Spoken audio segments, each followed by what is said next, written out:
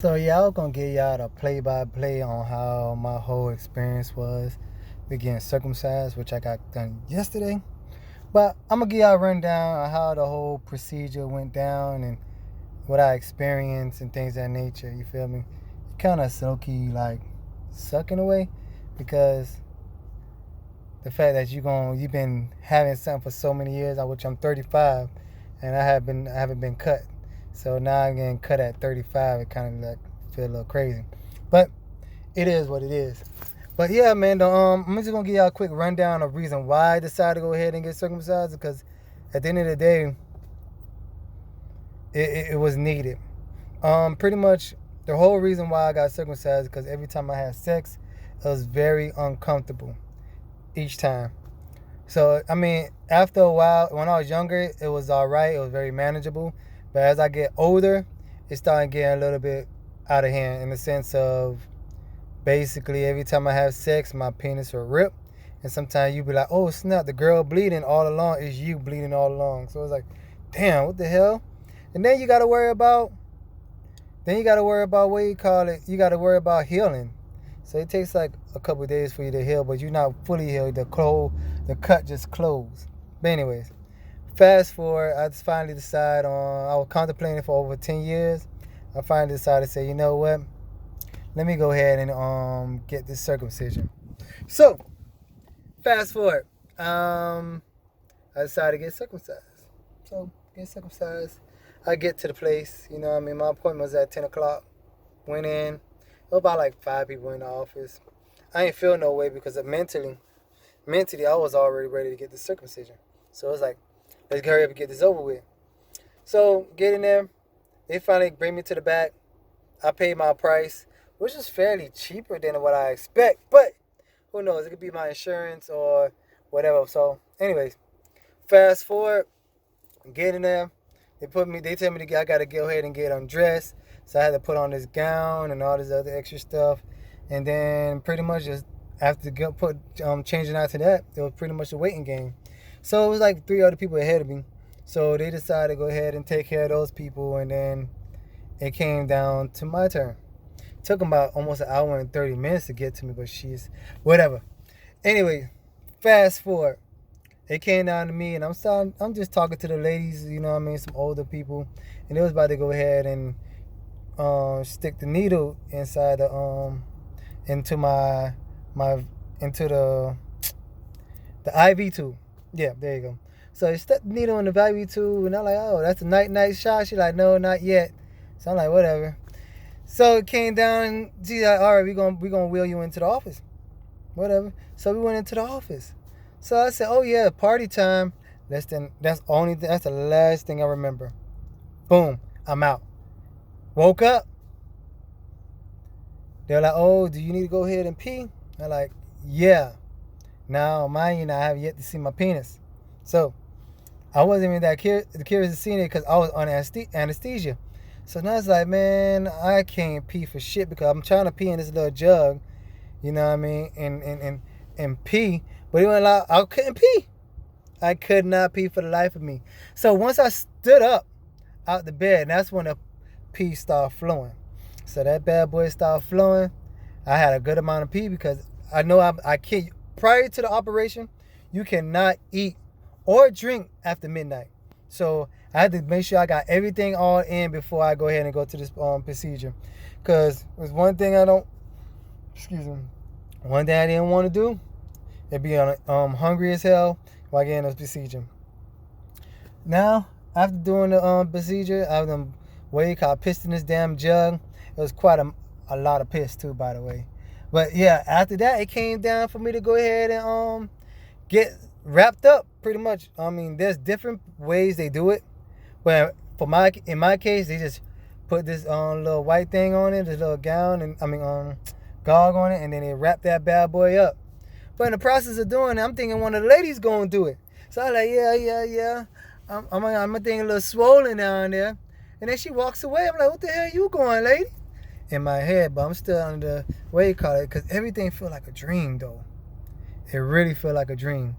So next thing this guy come. I'm like, what the hell? So he comes and he go ahead and clean me up or whatever the case may be. In my mind, I said, boy, if you try anything crazy, I'm going to hit him with my drowsy ass fist.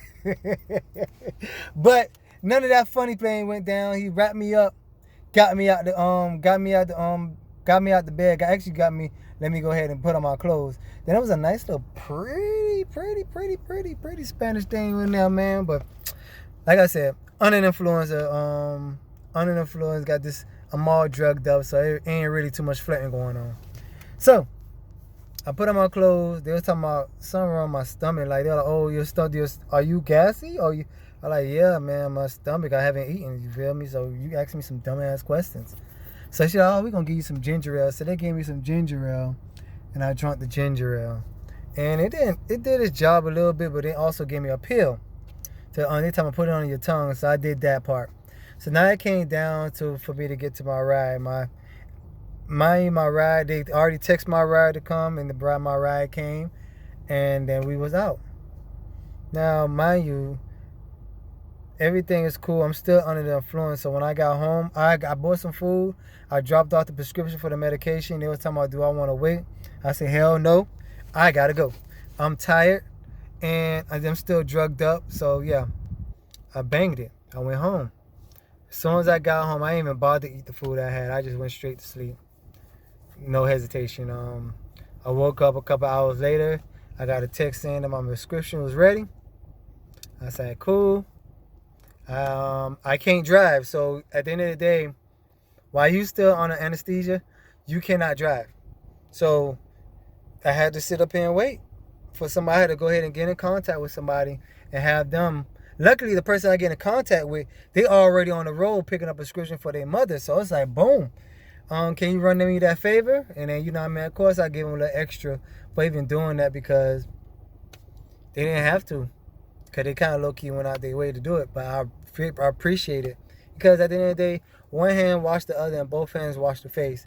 You feel me? You know what I mean? It's always good to try to, like, be good to others so others could be good to you. So, yeah, pretty much I got that medication, and then I'm good to go. As the experience I'm feeling right now, I mean, after everything wore off, I actually got the food in my system. I started drinking because I was dehydrated. Granted, they gave you the IV and supposed to keep you with the electrolytes and all that other stuff. That's cool.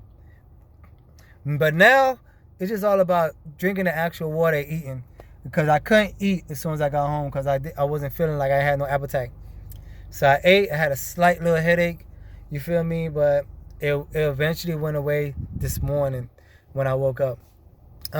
Day one feels all right. I still call out of work because at the end of the day, I don't want to be at work in this condition, especially since I have these bandages on, and right now, every time I go piss, I got pissed through this bandage, and this bandage keep wetting on my damn underwears. So it's like, bruh, I feel like a freaking 6-year-old all over again. I'm just wetting up my pants. So that's what I'm experiencing right now. They say about 2 days, take the bandages off, and I'll be all right. Just go ahead and put some Neosporin and all that other crazy crap on it. Yeah. As how it look right now, it's kind of low-key swollen. So we gonna see. This is day one. Day one, it ain't too bad, but you know what I mean? I just want to be on the safe side. I was able to today I get in my car, went to go get me some food, ate the food, and I'm back at home. I ain't doing nothing too crazy out here in the streets. Plus, it's Corona, man. Or COVID-19, or whatever y'all want to call it. It's a lot of that going on here. So, you know what I mean? Let's got to go ahead and just try to be out there in the streets. Try to spend the least amount of time in the streets, especially since I'm dealing with a situation. And, yeah. This is day one of my circumcision. And I'll update you on day 2 and 3 until the days I am fully healed. I probably won't do one every day. I'll probably do 2 videos a day up till I'm fully healed. And yeah, 35 and just been circumcised. Story of my life. Bump it.